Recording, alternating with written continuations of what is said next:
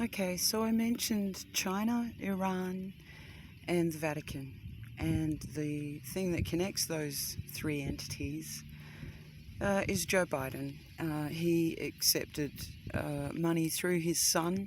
His son was appointed to the board of Burisma, which was just a conduit for receiving payments from the CCP. The CCP is basically a political party within China. It really doesn't represent the Chinese people. It's run by Israel. Communism was introduced to China by a guy called Israel Epstein in the 1930s. He came from Poland. And those little red books didn't print themselves. It was all funded. Hong Kong, this is where the Vatican comes in. At the end of the day, Catholicism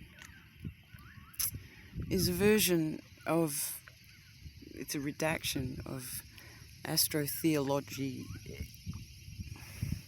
that preceded it for 15,000 years. They just took bits and pieces and put it together.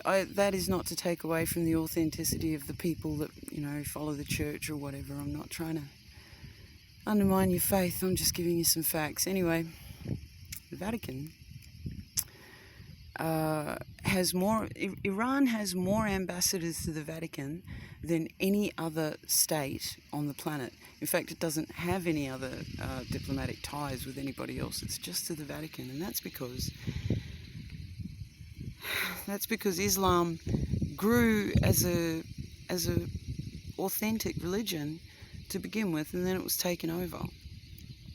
I've seen pictures of the Iranian Ayatollahs in Wales partying with call girls without the dress-up outfits and the turbans, These people aren't what they seem. They're just taking the money and letting, their citizens suffer for it. That's the truth.